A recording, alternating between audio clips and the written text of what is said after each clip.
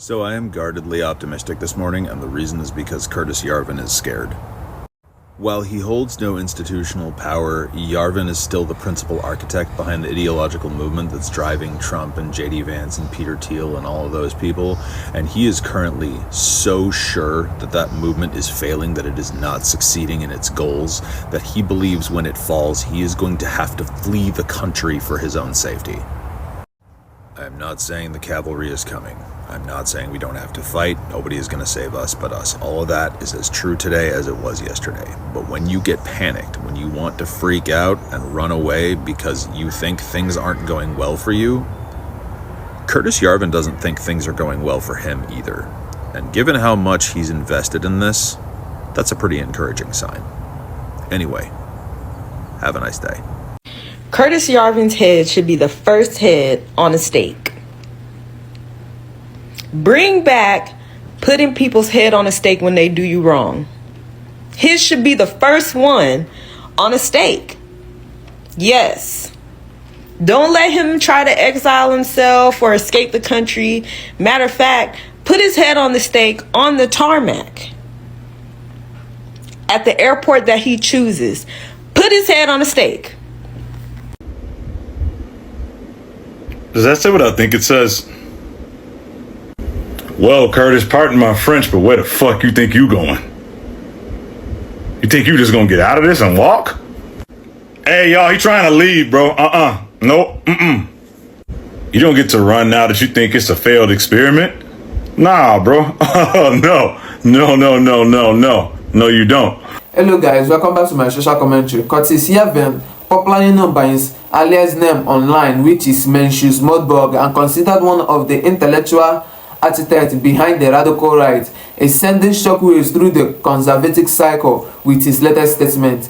In a blog post he made on Substack, he confessed that Trump administration hasn't gone far enough in dismantling democratic institutions and warned that he fears political vengeance if Democrats returns to power. So before we dive straight into the video, if today is your first time of coming across this video, do well to subscribe to our channel. Tell us what you think about this particular video in the comment section so that more videos like this about what is happening in our country will pop up your screen. And lo and behold, we are not supporting, neither are we criticizing. All we are doing is publicizing. We are trying to make information go viral. Please like and share the video to help the channel out. Man, you know how many people are going through a reckoning in regards to the election and how they were supporting Donald Trump, and now people trying to backtrack. So first you had the first wave of people disappearing and denying it, like the Jill Wade, Jill Stein, Cornel West, all those clowns, right? They went away. They slinked away just like that groundhog Jill Stein. They just like disappeared. And now you get like the second and third wave of are these content creators, right? These content creators where they were, especially white, but not exclusively, joyfully going, supporting Donald Trump, or not saying anything in support of Kamala Harris, but not saying anything negative about Donald Trump. And they were just riding the wave of white supremacy, right? And now that all this stuff is coming out, the brands, and their own little brands, they don't want to be associated with the mess, even though they contributed to it in their own way. And so now you see them scrubbing their pages, or they're saying they're against something, or even like that country singer guy, he put out a little song, "This is not right," and he was supporting Donald Trump. And then you got all these people saying, well, I didn't really vote for this.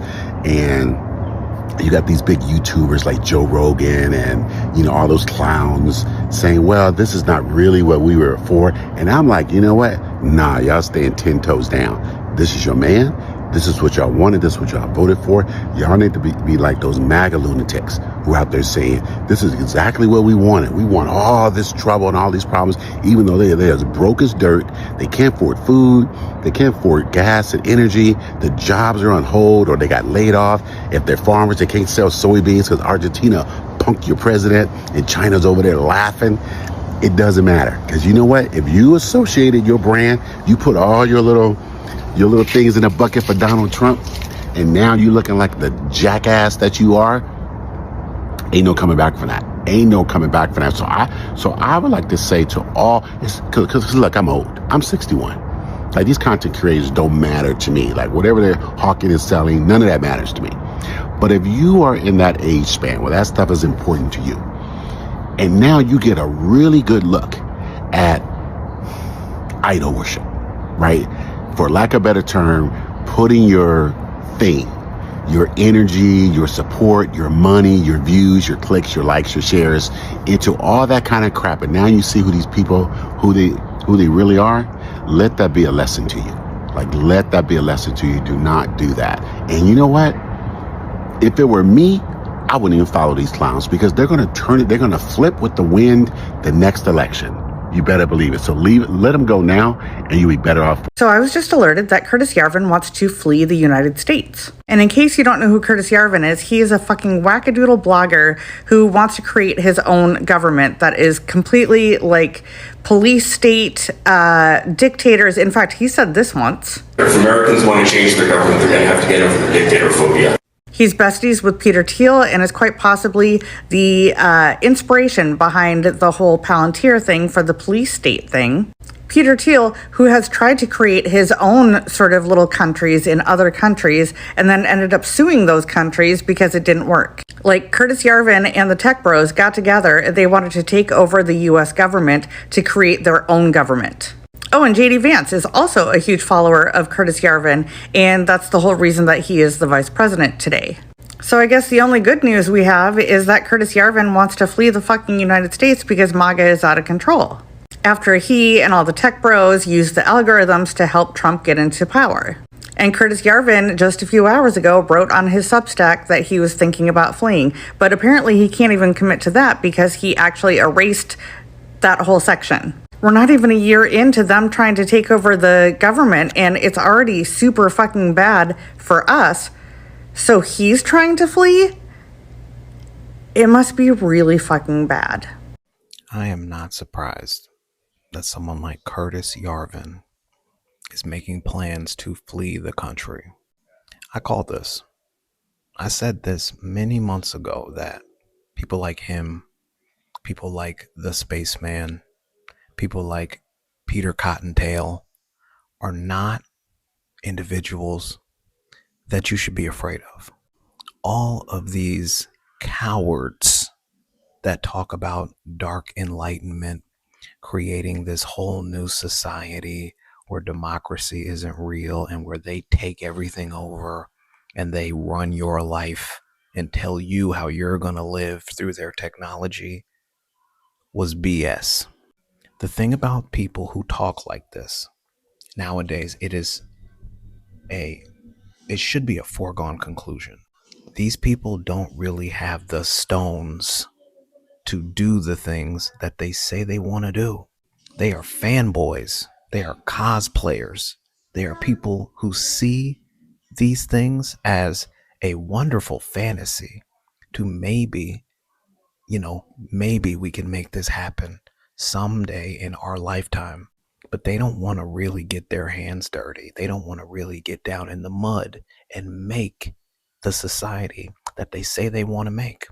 But they promote this stuff. They promote it. They get people on board with it. They get themselves involved in politics, and they get influential people to support these ideas.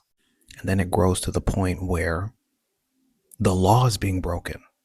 Civil rights are being broken. Human rights are being violated. And the people who were championing this, the people who were cheering this on less than a year ago, now all of them are looking for a way to escape. They're all looking for a way out. But you're not getting out. You're not. This is what you wanted to build. But the point that I made many months ago is what's coming true right now. These people thought that we would be trapped in this country with them. But the reality is they are trapped in this country with us. In follow-up to my earlier post, I have a question for all of you guys. Who do you think is going to leave the Trump administration first? Or as I like to call them, the Trump regime. Before I tell you who I think is, it should also be of note that word is Curtis Yarvin, who's one of the architects behind everything that's going on with this administration, this regime, all the bad actors. Curtis Yarvin is expressing lately that he thinks they're blowing it. He thinks the whole plan, they didn't think it out right, and it's going to fail. And word is he wants to leave. He wants to leave the country because he doesn't feel so safe. You know, there's Peter Thiel and all these other people that, you know, are in the background and don't want you to know who they are. But Curtis Yarvin, he was the guy they were all relying on early on and said he's the one with the great master plan. And apparently he doesn't have much confidence lately. And as I said earlier, I think Trump is a wannabe dictator and it ain't going to work out for him. And I think the administration is going to start falling apart. And I think one of the first people to go is going to be Marco Rubio. They're going to come up with some excuse. He is going to come up with an excuse. But I think he's going to be the first to leave. Because I think the others are wretched people. I think Pam Bondi is a creature. They have no soul. Stephen Miller, all these people, they'll all hang around. Whiskey Pete Hegseth, you know, they're nasty characters. They'll get theirs later on down the road when a new administration takes over and charges are brought against all of them. But yeah, I think that I'm putting my money on the first one to leave this administration is going to be Marco Rubio. Who do you think? Please like and share this video. It's very important. Get it around, spread the word, let people know what's going on here with people like Yarvin and others. I appreciate it. Comment, give me your opinions, but definitely let me know who you think is going to leave the administration first. Yes, I did see that. And apparently, he wrote that himself. This man has a Substack. You can Google it. And he wrote in his own Substack, he wants to flee. Already. It hasn't been a year yet, and he's already out. Or at least he wants to be out. He said he's scared of facing retribution when the blue team, when the left takes over in 2029. He sees the writing on the wall. He wants to flee the sinking ship already. I just have a question. Where's he going? Where are you going, sir? Nobody likes you. Every country hates us because of what you did, because of what you influenced. The people in charge right now, currently in Congress, everything they did was inspired by people like you, if not you in particular. You are part of the reason, if not the main reason, why we're in this position right now. And you just think you can just bounce? I get that you have a lot of money. I assume that you have a lot of money. But I seriously doubt any country would want you, knowing exactly who you are and how much of an influence you've had on where we are today. So he can try to flee. He ain't going to get far. And we have to consider that. We have to think about what's going to happen to these people when the left does take over. Because in my opinion, after what the Confederates did in 1860 or the 1860s, proper justice was not dished out. It might be time we rectify that. So that's all I'm going to say about that. Go ahead and do your own research on this. Use ChatGPT, use Google. But he did say this. And that should tell you something. But stay hopeful, trust your gut, and always know you're not crazy. I just heard about Curtis Yarvin. One of my friends sent me a video that he wrote on his Substack that he's scared. And he's trying to get a game plan together, and he thinks other people should get a game plan together to leave in 29. That's good. That's great, actually. He was a complete psychopath. And he thinks it's failing. He thinks Trump's plans are failing. It's not even been a year. And he thinks they're going down. Hang on to your hope, my homies. This was the news I needed today, for sure. Excuse the state. I'm a bit under the weather. I got food poisoning. Don't drink out of wells, guys. Just don't do it. I don't know why I thought my supreme luck would carry me through this. It did not. I haven't read a piece of journalism that has made me feel this hopeful as this San Francisco Standard piece since before November 5th, 2024. So let's talk about it. This is Curtis Yarvin. This is the guy behind the ideology that this administration is pushing. Let's read an excerpt from his 2008 manifesto. So he's the guy behind the Dark Enlightenment movement. This is what all the technocrats follow. So here we go. The liquidation of democracy, the Constitution, and the rule of law, followed by the transfer of power to a CEO-in-chief like Steve Jobs or Mark Anderson. The CEO king could transform the government into a heavily armed, ultra-profitable corporation that could retire all government employees, kill the press, and incarcerate decivilized populations. I don't know if some of you may have followed me after my semi-viral post about techno-feudalism. My ideas and pattern recognition were driven from those things, like that manifesto. Yarvin wrote a Substack entry talking about how his ideology is failing, that the Trump administration is not accelerating things. Yarvin's an accelerationist, by the way. We've talked about that on my page as well. The Trump administration is not accelerating things as quickly to his liking.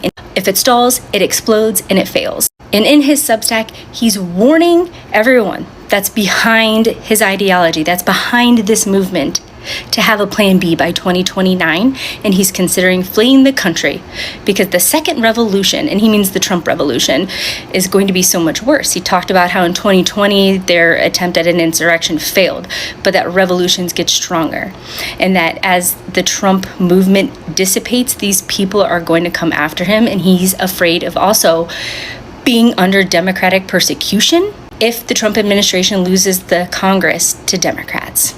And he's afraid. Good. As Trump has been in office for like 9 months now, I've said that this ends one of three ways, right? Like, at least for our country and our situation, that either things internally collapse because you have too many cooks in the kitchen, right? They're all using the same means. They're using Trump, his ideas, his movement, but they all have different ends, and they may internally collapse, which then brings us to a power vacuum, which is also super scary, because what if somebody like Peter Thiel comes into place and says, okay, I'm taking over the country? Internal collapse, outside military force, but we're the United States of America. I don't see an outside military coming in, or the people rise up and resist. That he sees these things failing is good. That means whatever we feel like we're doing, whether we feel like it's powerless, that we're not doing anything, that we're not taking enough action, we are, because they feel like they're failing. This is good news. That means we need to keep up. We can't lose sight. We got to keep the public pressure on. We got to keep making these videos. We got to keep talking. We got to keep building community. And this just goes to show that even if you feel like this is little effort and little action and it's not doing anything, it is, because they're afraid. And they see it failing. Yo guys, thank you for watching the video. So he wrote, and I quote, "I feel that I personally need to start thinking realistically about how to flee the country." And he later edited that line and replaced it with a more vague language, saying that we need plan B come 2029. And when he was asked where he plans to go, he said, "Law, no idea. Obviously, I rather not say anything." And tactically, he doesn't want anybody to know his plan. He doesn't want anybody to know where he's going to, or the them groups finding out his next plan, since all this is happening within this Trump's administration. So guys, thank you for watching the video. And like I said before, we are just publicizing information. We are not criticizing, neither are we supporting. And if this is your first time of coming across our video, do well to subscribe to our channel, so that more videos like this will pop up your screen. Like and share the video to help the channel out. You're welcome.